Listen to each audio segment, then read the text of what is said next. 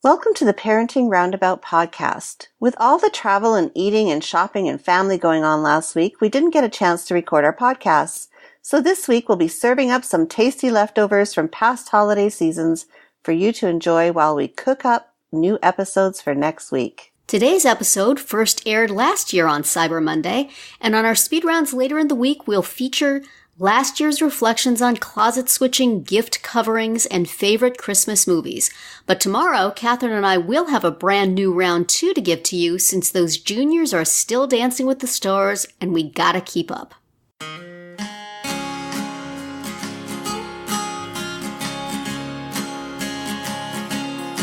sense of humor is a little off. Oh my goodness. Wow. It feels ridiculous. Well, here's the thing. Maybe. Sometimes. Tell me about this. I want to know more. Oh yeah, no. Holy cow. We've had a lot of fun. So I'm taking time out of my Cyber Monday shopping here to talk to y'all. I'm on the trail. You've got started, have you? We've talked here before about my need for pretty much all the kitchen appliances. And previous to this, I was looking for a foursome of oven, dishwasher, refrigerator, and microwave. And I think I've said here before that they're just going to start going and move to the top of the list. And indeed, the microwave finally gave up its radioactive ghost. And it's just, the light went out, the button would not push. Insisting that it go to first place. Yes, it did. I mean, we had that thing. Rick and I can't remember having bought one since we've been married, so we've probably had this thing for 27 years. Wow. I don't know what the lifespan of a microwave is. Probably a good idea that you got rid of it, actually. I know. We've for a while been thinking it's probably unhealthy to have this old thing still churning away, but darn it, it worked right up until the very minute when it just said, I'm done. So I had to we went to Home Depot to buy a new one. And the kids and I, Rick was working.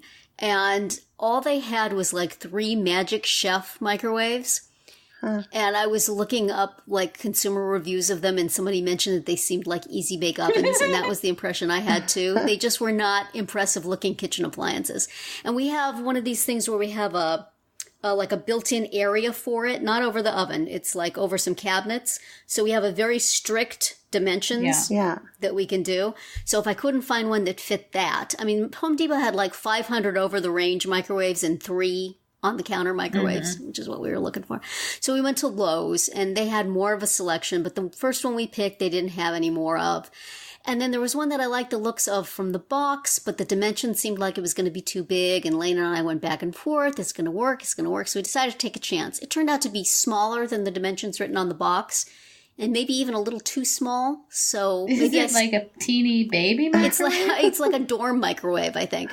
It's a little bigger than that, but Can you at least get it a seems to plate be heating in up there? food. Can you?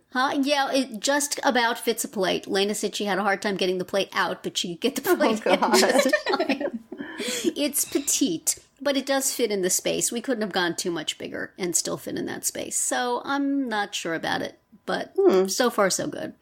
But it's like now, which will be the next to die? Because honestly, the refrigerator is about as old as the microwave was. The dishwasher, as we've said here before, sounds like a freight train, and the oven has just taken to turning itself off without announcing that.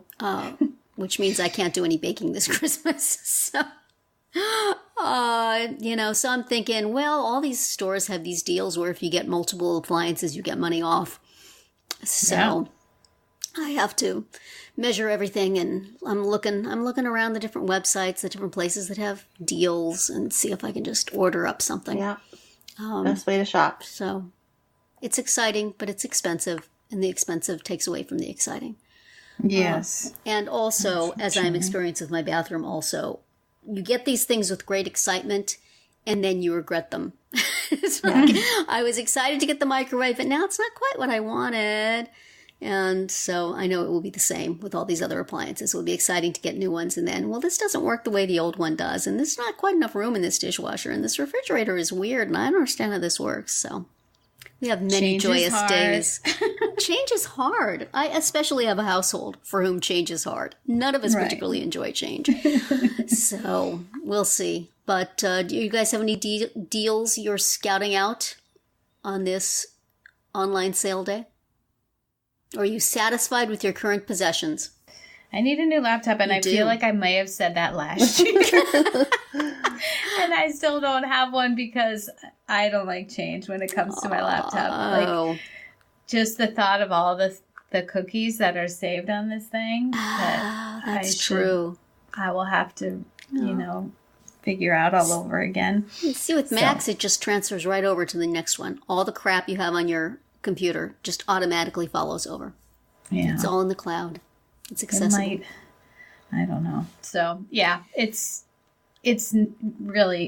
gonna be one of those things like your microwave, or one day it just won't. Not gonna go on. It won't do anything. So I really should be proactive. Yeah. Again, I've been saying that for a year. So. Right, because once it goes, then you can't get all the stuff off of it. Right. Well, I do a remote backup like twice a day. So. Okay. Wow, aren't you good? Well, you set it and forget it. Yep. It's a habit, Terri. Yeah. Yeah. Well, I mean, now that everything seems to be saved in the cloud, I don't worry about it as much as I used to. And probably it's the pack rats mentality. Like, the only way I'm ever going to get rid of stuff is if something happens and I lose it. There's a catastrophic loss. Exactly. Probably would be just as well. Right. Well, Nicole, are you shopping for anything today? Just, general Christmas gifts. Nothing big, nothing Looking major. around for ideas of things that you need to have. That's always fun.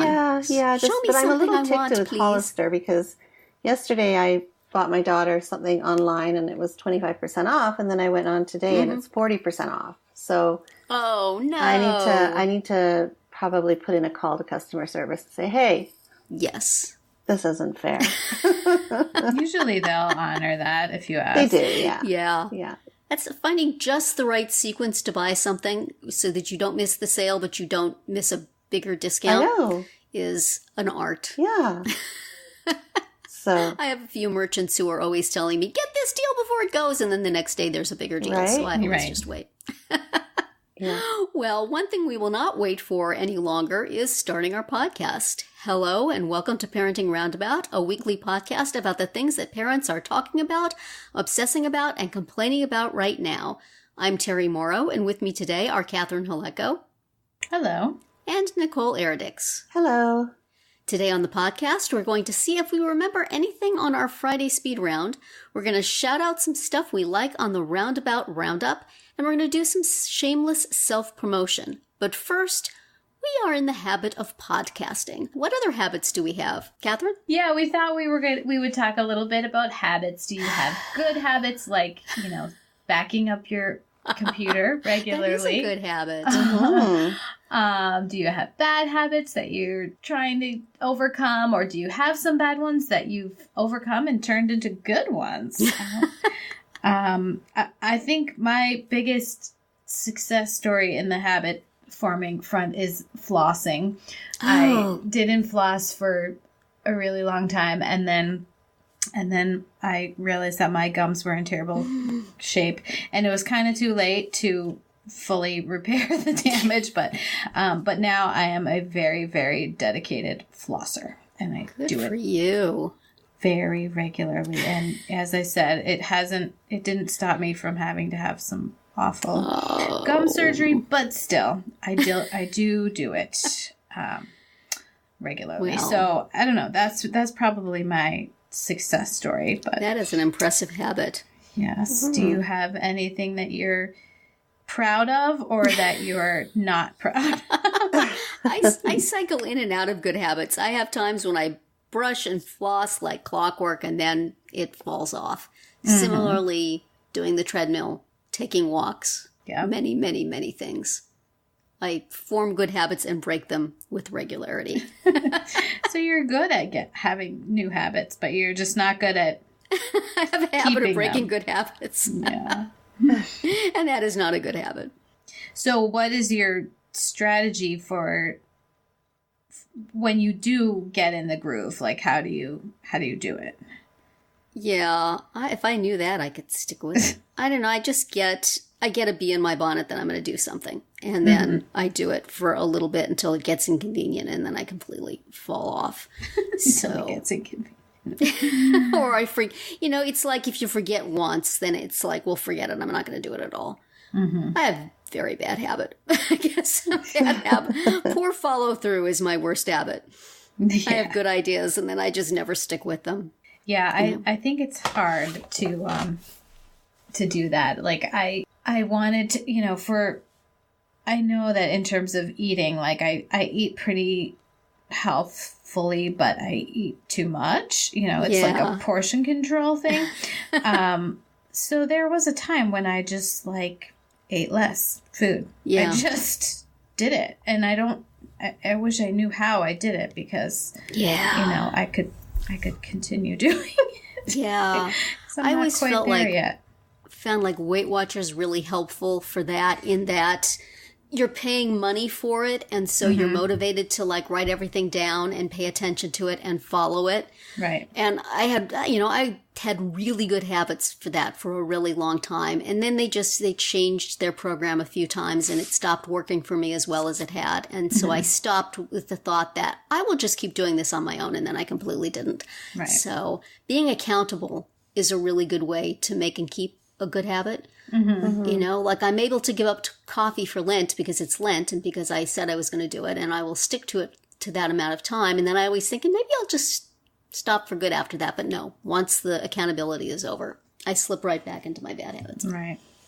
Yeah. See, I'm more driven by guilt. My habits come out of guilt. Yes. Are you able to hold on to the good habits that are guilt driven, however? Yes. Yes, I am, because that guilt never goes away. Who gets rid of guilt? It stays with you your entire life. That's true. I am able to distract myself from the guilt periodically, though. No. See, this is why I eat vegetables. Or I try to eat vegetables. I'm continuously guilted into it because I feel like, I have to be healthy and stay alive and have a good heart. And yet I despise vegetables. I absolutely despise them. Staying alive entails eating more vegetables. Maybe that's... Maybe it's not worth it. So, I'm very motivated by guilt, I think.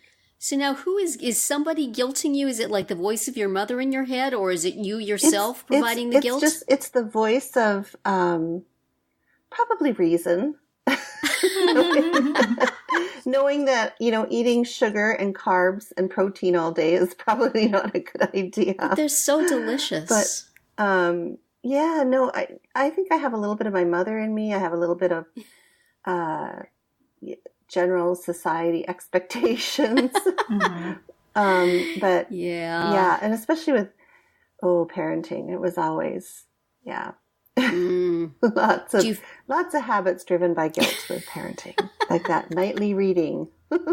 So here's a new business idea for us to add to our list. We will call people up who don't have anybody in their life to provide guilt, and we will guilt them. Yeah. You are not being a good parent if you don't read to your child every night. And see, if they're paying us for it, then they will have that accountability I was talking about. Yeah, right. It's like a personal trainer. Yeah, exactly. So I can provide the guilt. Terri can provide the accountability. Catherine, what's your role? Well, and it's funny because I was super faithful about reading with my kids and doing all the things that you're supposed to do to raise a reader. And my daughter hates reading, and she only will do it, when required to for school. Yeah. My son is a little better. He does read a little bit for pleasure, if you can tear him away from, Madam Secretary, his favorite TV show. That is hilarious. Yeah, no, my daughter uses audiobooks, Catherine. She doesn't even crack open a book. Yeah. She turns it on. She presses play on her iPhone. Well, at least she's getting something. Well, she is, yeah. But no, my habits are, they're not generally because I'm motivated to be a good person or. Yeah. Well, parenting guilt is a big thing. I feel that all the time, but it doesn't. There were times in my life I was really. This is the story of my life. I go in and out of things. I guess. There were times when I was really dedicated to making stuff happen, and then it just gets exhausting. Yeah. And, here I am with kids in their 20s, and there's still things I should be doing for them. And I'm like, we should be done with that now. But, so it's like I try, I'm not doing stuff that I should, and I don't know if I should or shouldn't, but it's hard to know. It's never ending. But so at those times, then my personal habits all go, down the hat. Oh, yeah. Because I have all this other stuff I'm stressing about. Stress will make you break your good habits. Yeah. Give you an excuse, the all-important excuse. Right. So maybe I have a bad habit of being stressed. How do I break that habit? Yeah, good luck with that. That would be very nice. I would like that cure. Well, have you ever worked with your kid on a habit that they wanted to deal with? We try. Yeah. Not well. Yeah, I tried. I'm sort of live and let live. I mean, I think it has to be something they want to change, not just you saying like, hey, you need to start a new habit. Let's do it. That is true. If they're not interested. My daughter just, because she finished golf, and she really hasn't had a lot of cardio exercise in her life since she quit the tennis team last year. So, and I've been trying to figure out ways to get her more active. Once again, one of those guilt-driven mom things to get her off the couch and off her phone. And they like that, don't they, when you tell them things like that? Yeah, they just love it. And so, of course, anything I ever suggested just failed miserably. But yet, last month, her friend suggested that they get a gym membership. And I'm thinking, oh, great. This isn't going to work. But they regularly go to the gym together. And that's great. I don't know if there's a reason why they go other than to exercise. Because it happens to be one of the main gyms in town. So I'm sure there's a lot of people there their age. But she's been going to the gym on a regular basis. So I'm actually really happy that whatever is driving her to go, she's making it a habit. Right. So that is nice. Yeah. See, it's nice when the friends do it. Yes. Because if it's mom saying then it's, do you think I'm fat? Are you saying I'm fat? And then that's fraught, at least in my house, and it's like, well, I would like to not think that, so I'm telling you to do something now. But, I try to instill responsible snacking habits with the young people, and that's not appreciated, possibly because I also don't follow it myself. But still, take a cup of something instead of just eating from the box and things like that. But yeah, I think that's a good habit. That is, I have troubles with eating habits of family members. Yeah, and it's like if I say don't take a second piece of pie, am I implying that there's a problem? And I'm not. I'm just saying, as somebody who has had to be on Weight Watchers to lose weight. Right. One piece is good. That's delicious. I'm not saying you can't have pie, but it's fraught, especially mothers and daughters, I think, is particularly difficult in the breaking habit situation. But, my son still sucks his fingers at 24, so I've not really ever been very good at that with any of them. Yeah, the thumb habit was real hard for us to break in our house. Yeah. We had the pacifier. Yeah, the pacifier is easier. But because I had one of each. One kid was the thumb and one was the pacifier. And, the pacifier actually was not hard at all when the time came, it's like you say about potty training, Terri, like wait until they're ready and then it worked. But the thumb, forget it.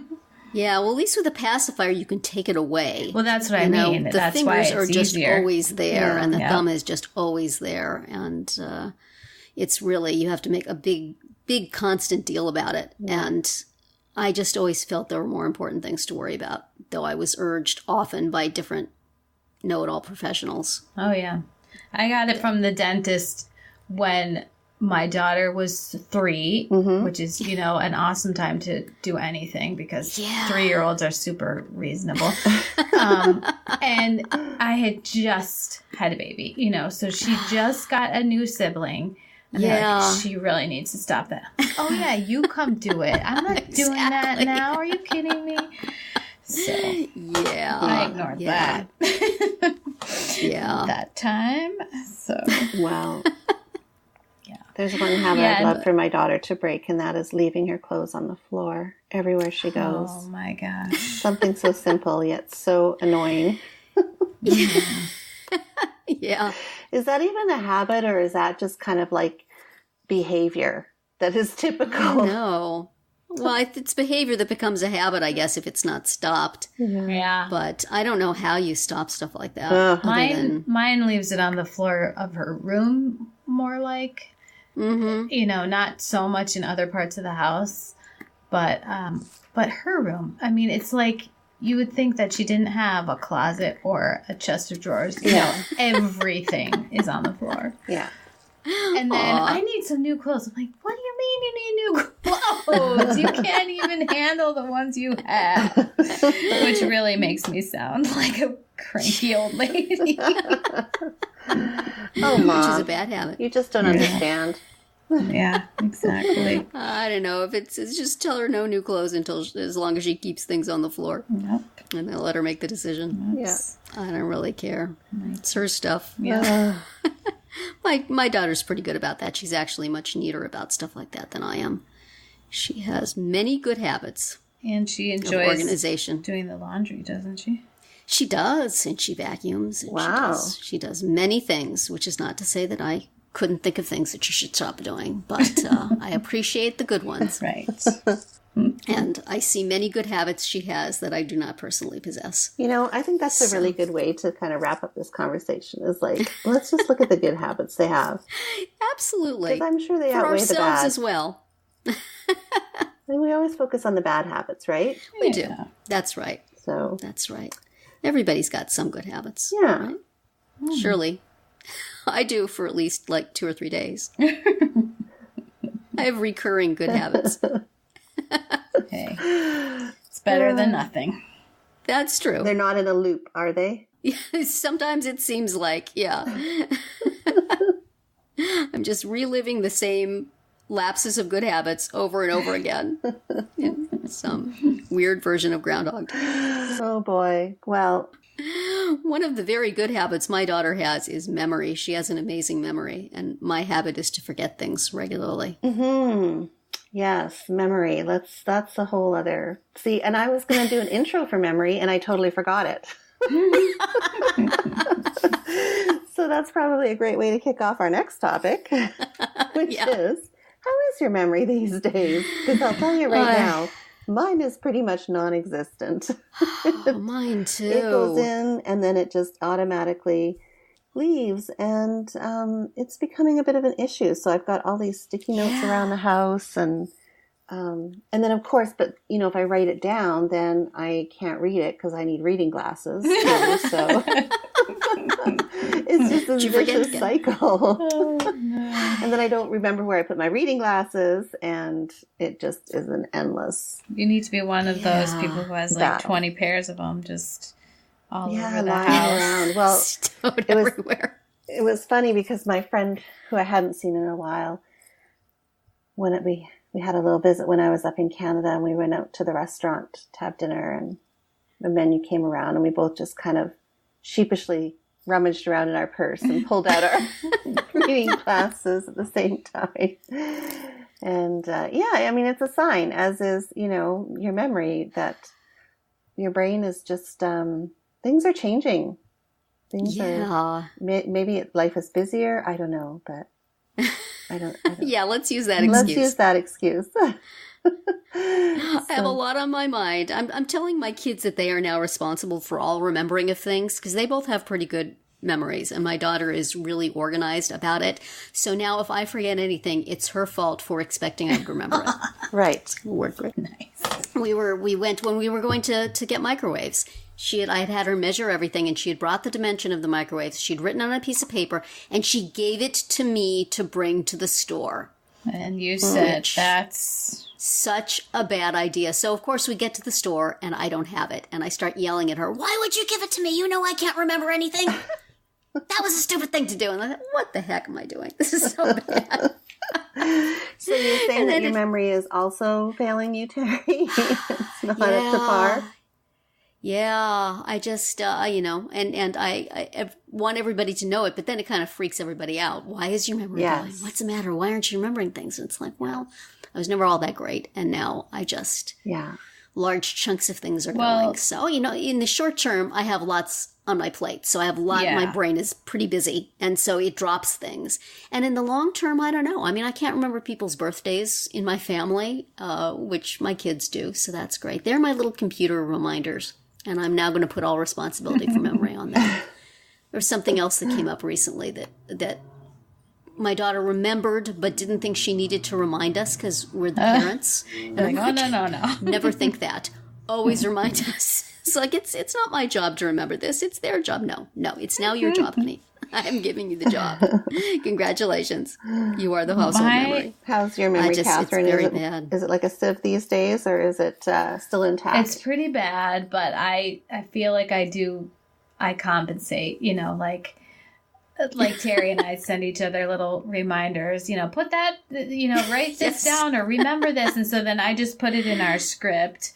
We've tried lots of ways to keep track of what we're doing on the podcast, but I find that the only thing that works for me is just put it right in the script, and it's there. It may be there for several months, until we need it again, but it's going to be there.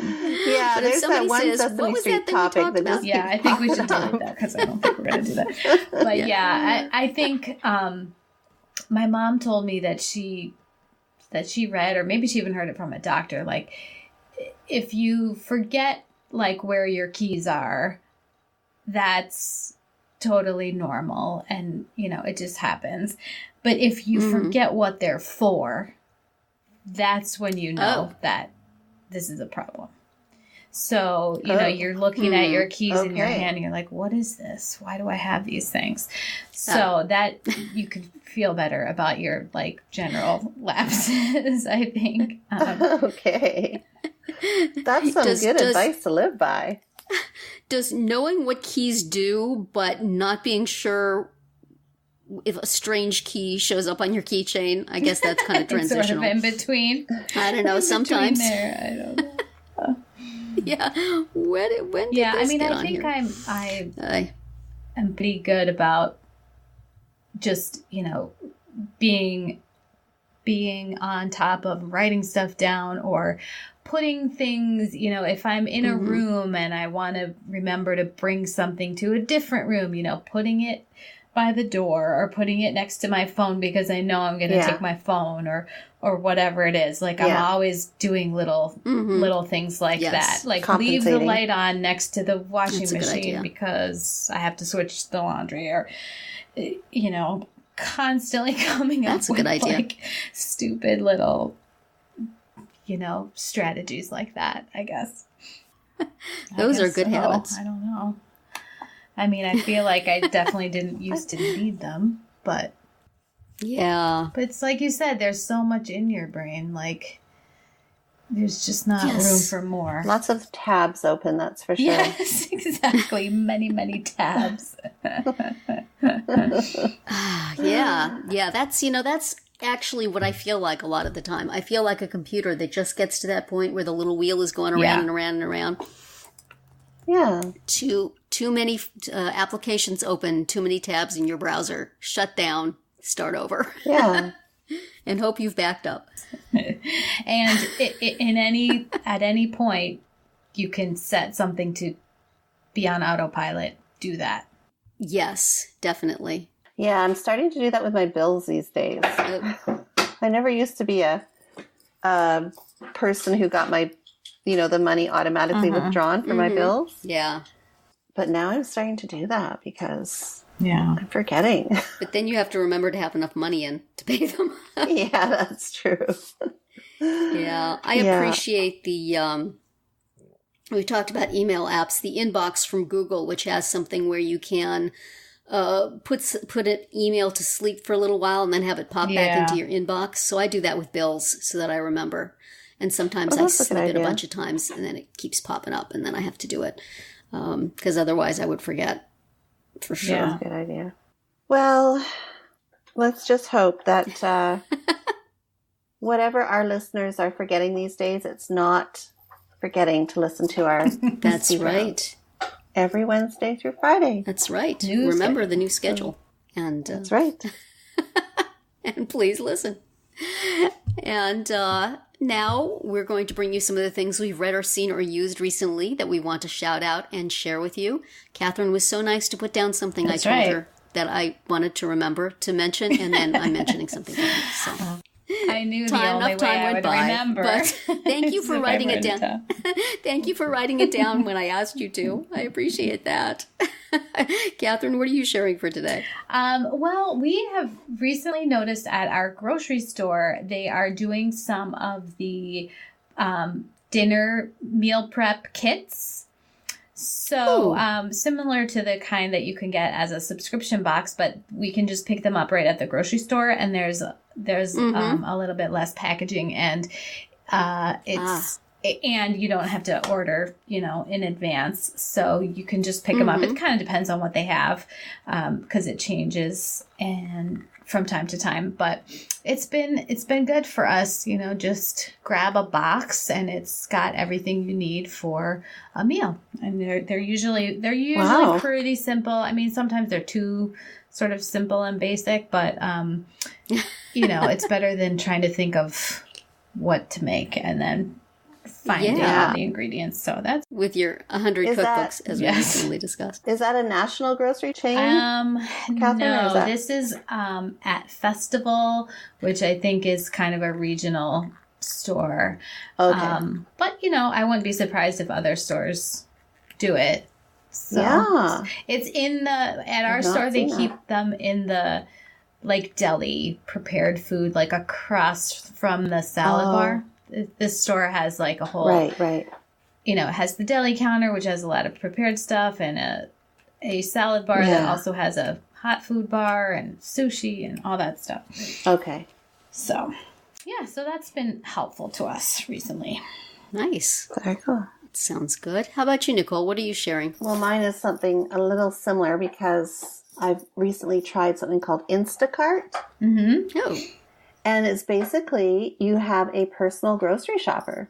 So you just order online what you want from your local grocery store, and then they send out a grocery or somebody who does the shopping for you, and then they deliver it to you. And there's a small service charge, but you can go online and get a coupon to waive the service charge. Nice. And they'll go to, in our area, they go to all the major grocery stores. Wow. So, yeah, it's great. It's and I ordered it. Sorry. My dog is trying to get my attention. And I'm trying to forget she's there. So I ordered it online on Friday, and it came within 2 hours. Wow. So much better than Amazon. Okay, I didn't say that out loud. I used it I used Instacart one time when I was on a skating trip, and because I was in charge of getting a lot of snacks and breakfast foods and things for the kids, and we were flying there. It was when we flew to Portland, Oregon, so we couldn't buy it in advance and bring it with us. So we went online, a couple of days before and ordered everything and set it to deliver within a certain window right to the hotel. And that worked out pretty well. Although when it was time for the person to do the shopping, they were texting me every couple minutes, they don't have this brand, but they have that brand, or they don't have this size, but they have that size. Can I get it? So no, it was almost as labor intensive. Yeah, I mean, it didn't matter because I was just sitting on a bus anyway. But I just thought it was kind of funny. Like, no, we're gonna really ask you a bunch of questions. Make sure you're getting what you want. Yeah. Well, and my recommendation for this week is an app I've had for quite some time, and as is my way, have been in the habit of using and then not using repeatedly, but I'm in a cycle of using it this week, so I'm going to mention it. It's called Tide, and what it is, it's a focus app. It uses a system, I think it's called Pomodoro, where you work for half an hour and then you take a 5-minute break, and then you work for half an hour, and then every 4 breaks there's a 15-minute break. And this app has a little, a graphical thing so you can see the time of your half an hour go down, and it will play various sorts of noise, a cafe or the woods or water or music, which is what I use, even though it's the same thing over and over again. And I find it's really good when I'm if I have a lot of work that I need to do. And I set it and I, make myself work for a solid 30 minutes. Right.